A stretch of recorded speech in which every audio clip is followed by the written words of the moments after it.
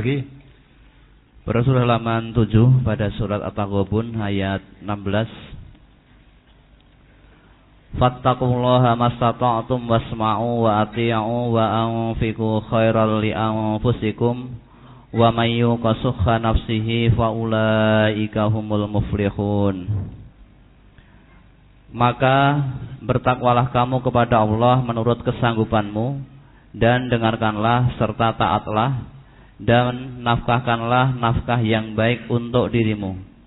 Dan barang siapa yang dipelihara dari kekikiran dirinya, maka mereka itulah orang-orang yang beruntung. Mohon dijelaskan pada kalimat maka bertakwalah kamu kepada Allah menurut kesanggupanmu. Menurut kesanggupanmu, apa berarti manusia beribadah hanya semampu manusia? Iya, betul. Mastata'tum itu artinya menurut kemampuanmu. Ya, idza amartukum bi syai'in fa'tum minhu mastata'tum. Kalau Allah atau Rasulullah memerintahkan tentang sesuatu, laksanakan semaksimalmu. Jadi semau itu maksudnya mengandung arti semaksimalmu, semampumu, bukan semaumu, semampumu. Ya, bukan semampumu. Maka di situ terangkan, maka bertakwalah kamu kepada Allah menurut kesanggupanmu. Menurut kesanggupanmu itu maksudnya menurut kemampuanmu. Ya, misalnya saya sanggup. Saya contohkan yang mudah saja. Misalnya sanggup saya mengangkat suatu benda itu 50 kg. Sanggup, mampu maksudnya. Jangan hanya 1 kilo. Saya untuk infak fisabilillah. Saya infak itu ya, sebetulnya saya infak 100.000 bisa, tapi mau saya hanya 10.000 aja kok. Yang penting ikhlas ya. Yang penting ikhlas. Kalau saya 10.000 tidak ikhlas, ikhlas saya hanya 1.000. Padahal kamu mampu 100.000. Nah, orang yang begitu itu terpelihara dari kekikiran jiwanya. Kalau dia sudah melaksanakan perintah agama itu semaksimalnya. Ya. Semaksimalnya itu maka contoh ya semaksimalnya. Kita diperintahkan oleh Allah sholat itu dengan berdiri, sholat wajib ya. Selama kita masih bisa sholat dengan berdiri, tidak boleh duduk. Maka berusaha maksimal. Kalau terpaksa usaha maksimal tidak bisa berdiri, baru boleh duduk. Ya kan? Duduk pun tidak mampu, sudah diusahakan maksimal tidak mampu, boleh berbaring. Gitu kan? Jadi jangan sampai meninggalkan sholat alasannya ora iso ngadeg kok. Kaki saya untuk berdiri sakit. Oh ya maksimal kalau tidak bisa berdiri boleh duduk. Duduk saya gemeter gak bisa, istirahat sholat tidak boleh. Kalau duduk gemeter dengan berbaring, ya gitu kan? Nah, itu berbaringnya ya ra iso kok. Ya. Ra iso mau apa udah. Nah, maka selama pikiran masih normal, masih sehat, masih ingat, ya, salat itu tidak boleh ditinggalkan. Walaupun dengan cara apapun menurut kemampuanmu. Kalau ibadah-ibadah lain boleh, misalnya puasa. Sebenarnya saudara puasa boleh, nah, musafir aja boleh tidak puasa, walaupun sebetulnya kuat. Ya, bekerja berat boleh tidak puasa, menyusui boleh tidak puasa. Tapi boleh tidak puasa bukan berarti bebas. Ada jalan keluar. Oh kalau kamu puasa dalam keadaan musafir mau tidak puasa boleh, nanti diganti di hari lain. Oh karena kamu menyusui, karena hamil berpuasa berat boleh kamu tidak puasa, nanti diganti dengan memberi makan orang miskin yang disebut fidyah, fidyatun ta'amu miskin. Enggak? Nah, kamu bekerja berat, kamu puasa dengan bekerja berat rekoso, oh kamu termasuk yutiqunahu, boleh tidak puasa, beri makan orang miskin. Ada. Tapi kalau salat enggak boleh. Diganti yang lain enggak boleh. Maka sholat itu jangan sampai ditinggalkan. Dalam keadaan apapun dikerjakan menurut kemampuannya. Dan segala perintah agama ini laksanakan semaksimalnya. Jangan semaunya. Allah tidak pernah membebani umatnya yang di luar kemampuan. La yukallifullahu nafsan illa usaha. Allah tidak pernah memberikan beban kepada umatnya itu yang di luar kemampuannya. Apalagi? Surah halaman 4 di surat Al-Baqarah ayat 234. Walladzina yutawaffawna minkum wa yadharuna azwajan yatarabbasna bi anfusihinna arba'ata ashhurin wa 'ashra fa idza balagna ajalahunna fala junaha 'alaikum fima fa'alna fi anfusihinna bil ma'ruf wallahu bima ta'maluna khabir. Orang-orang yang meninggal dunia di antaramu dengan meninggalkan istri-istri, hendaklah para istri itu menangguhkan dirinya, yakni beriddah 4 bulan 10 hari. Kemudian apabila telah habis iddahnya, maka tiada dosa baginya para wali membiarkan mereka berbuat terhadap diri mereka menurut yang patut. Allah mengetahui apa yang kamu perbuat. Apakah seorang janda itu berhak atau mempunyai hak untuk menentukan nasibnya sendiri untuk mendapat jodoh atau suami lagi tanpa harus dengan wali kandung saat menikah lagi? Maksudnya boleh dengan wali hakim.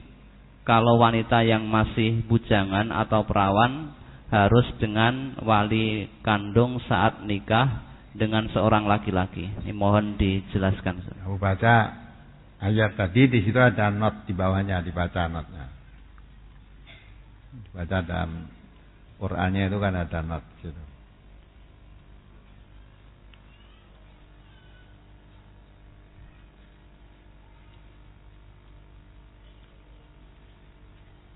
Ada enggak notnya?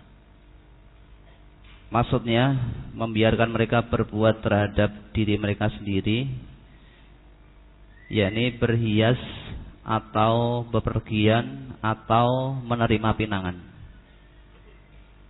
Paham kan? Jadi wanita selama masa iddah tinggal mati suaminya itu masanya 4 bulan 10 hari. Sebelum masa iddah habis, wanita yang ditinggal mati suaminya tadi tidak boleh berhias diri, tidak boleh bepergian kemana-mana, seperti ya jauh-jauh berpergian lah, kecuali yang sekedar ke belanja apa ke pasar yang dekat-dekat itu, yang pekerjaan itu tidak apa-apa. Tapi terus berhias, berdandan tempat-tempat yang seperti biasa ketika masih suami tidak boleh. Nah setelah habis masa iddah boleh dia berhias. Ya, boleh berhias, boleh menerima pinangan kalau dia cocok. Ya, pinang, dilamar lah kalau dia cocok, dilamar boleh. Nah kalau nikah, nah kalau dia masih punya wali harus dengan walinya, karena syarat nikah itu harus dengan wali. Boleh pakai wali hakim kalau memang tidak mempunyai wali. Selama masih punya wali, walinya. Jangan punya wali terus wali hakim, walinya sendiri masih tapi dimatikan, dianggap mati, tidak boleh itu. Jadi menentukan kondisinya, maksudnya dia boleh berhias diri dan boleh dia menerima pinangan kalau memang yang meminang itu ya jika juga orang agamanya baik, kamu sendiri juga sudah cocok, boleh. Nah, kalau nikah nanti wali yang bersangkutan menikahkan kamu. Selama masih punya wali. Kalau tidak punya wali, ya boleh wali hakim. Apalagi? Surah halaman 5 di surat Al-Baqarah ayat 261. Masalul ladzina yunfiquna amwalahum fi sabilillahi kamathali habbatin ambatat sab'a sanabila fi kulli sumbulatin mi'atu habbah wallahu yudha'ifu liman yasha' wallahu wasi'un alim.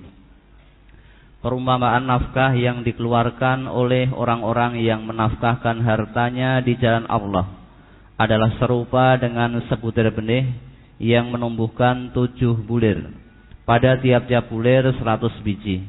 Allah melipat gandakan ganjaran bagi siapa yang Dia kehendaki, dan Allah maha luas karunia-Nya lagi maha mengetahui.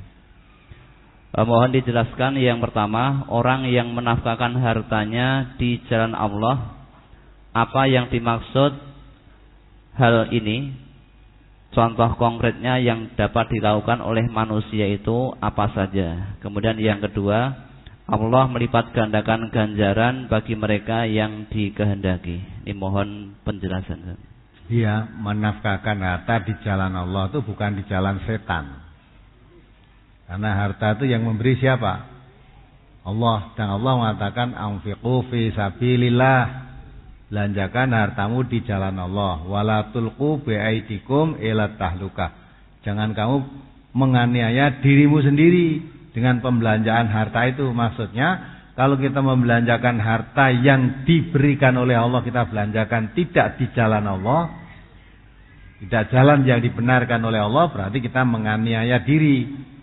Karena semua kenikmatan termasuk harta nanti akan dipertanyakan di hadapan Allah. Latus alunna yauma idin anin naim. Ya, sungguh semua nikmat yang telah diberikan oleh Allah pada kita itu nanti akan dipertanyakan, akan dijadikan persoalan. Nah, digunakan untuk apa? Nah, sekarang contoh konkret membelanjakan harta di jalan Allah apa? Oh, banyak hal. Membelanjakan harta di jalan Allah tidak mesti harus digunakan untuk pembangunan masjid, tidak. Ya, masjid. Tidak mesti harus pembangunan madrasah, tidak. Ya.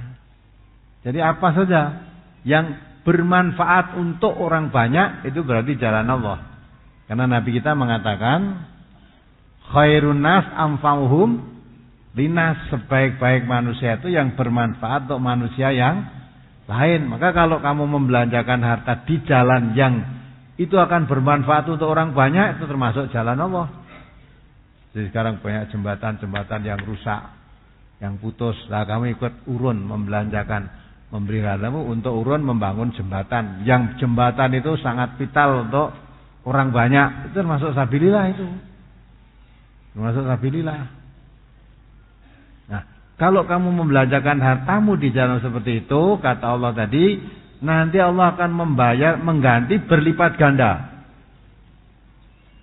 Ya, perlipatan ganda di situ sampai Allah menggambarkan supaya orang mudah, karena kadang-kadang orang menghitung berlipat ganda berapa. Digambarkan kamu ibaratnya menanam sebuah biji. Orang yang infak di jalan Allah itu membuang sebuah biji. Biji tadi tumbuh satu pohon. Nah, pohon itu akan mempunyai cabang 7. Tiap satu cabang tadi berbuah berapa? 100. Jadi kamu membuang satu biji, tumbuh 700 biji nanti. Artinya orang yang berangkat dari jalan Allah dilipatkan sampai 700 kali. Di ayat lain sampai dikatakan bi ghairi hisab, wis ora terhitung. Ya Allah memberikan balasan itu bi ghairi hisab. Wa in ta'udu ni'matallah la tuhsuha. Jadi tidak bisa dihitung. Maka dari itu orang yang membelanjakan jalan Allah, masalul ladzina yunfiquna amwalahum fi sabilillah kamatsali habatin anbatat sab'ana sanabila fi kulli subulatin mi'atun habbah. Ya. Wallahu yudhaifu liman yasha. Jadi Allah mengendaki melipat gandakan balasan pada siapa yang dikehendaki tadi. Ya, tentunya yang dilipat gandakan oleh Allah balasannya sampai 700 kali tadi orang yang menginfakkan hartanya di jalan Allah dengan ikhlas. Dengan ikhlas. Dan mastata'tum, bukan semaunya. Ya, mastata'tum semaksimalnya. Itu yang akan diberi balasan Allah. Tidak setiap orang membelanjakan harta jalan Allah mesti tampak dohirnya di jalan Allah, mesti dilipat gandakan, tidak. Kalau di jalan Allah itu betul ya, betul-betul dia membelanjakan itu tidak ada harapan lain kecuali harapan dari Allah, tidak ingin pujian. Sekalipun dia membelanjakan hartanya tampaknya di jalan Allah, sampai disebut dia orang dermawan tadi. Maka 3 kelompok ya, manusia yang dohirnya manusia lihat itu amalannya amalan surga, tapi mereka masuk neraka yang pertama kali. Ya, satu orang alim, dia tabligh dakwah kemana-mana, tidak mau menerima ongkos, tidak mau menerima upah dari manusia. Ya, harapannya apa? Supaya saya disebut jadi orang alim, saya ulama besar, saya mau balik terkenal, gitulah. Yang kedua, orang dermawan. Infakkan jalan Allah, bandane dibelanjakan di jalan Allah, bantu madrasah, bantu sekolahan, bantu masjid, wah di jalan Allah ya. Tapi tujuannya bukan mengharap ridhonya Allah, tujuannya biar disebut dia sebagai dermawan. Nah, orang-orang semacam ini walaupun dohirnya beramal soleh, belanjakan di jalan Allah, tapi orang yang pertama diseret masuk neraka. Karena amalannya bukan karena Allah, tapi karena ingin disebut oleh manusia. Sebutan itu sudah didapat ketika kamu hidup. Maka ketika kamu mati, yang memberi sambutan, wah kita kehilangan seorang dermawan. Ya, kampung ini menjadi baik, masjid ini jadi baik karena seorang dermawan yang membangunnya. Nah, sekarang kita kehilangan. Sudah disebut toh? Nama dermawanmu sudah disebut. Apa yang kamu harapkan itu sudah didapat, maka di hadapan Allah panggilkan malaikat, seret orang ini masuk neraka. Maka yang berjalan Allah itu betul-betul dibelanjakan di jalan Allah, hanya mengharap ridhonya Allah, seperti ikrarnya inna sholati wa nusuki wa mahyaya wa mamati lillahi rabbil alamin. Aktivitas hidup termasuk membelanjakan harta itu hanya mengharap ridhonya Allah. Tabligh dakwah kemana-mana bukan kepingin tenar disebut seorang ulama besar, tapi mengharap ridhonya Allah. Itu. Jadi walaupun dohirnya tampak jalan Allah, kalau tidak dilandasi iman, tidak dilandasi keikhlasan, tidak di jalan Allah itu. Maka orang yang betul-betul di jalan Allah dengan betul, ya, dilipat gandakan pahalanya oleh Allah. Sudah cukup? Sudah cukup. Mari diakhiri. Alhamdulillahirabbil alamin. Subhanakallahumma wa bihamdika asyhadu an la ilaha illa anta astaghfiruka wa atubu ilaik. Assalamualaikum warahmatullahi wabarakatuh. Waalaikumsalam.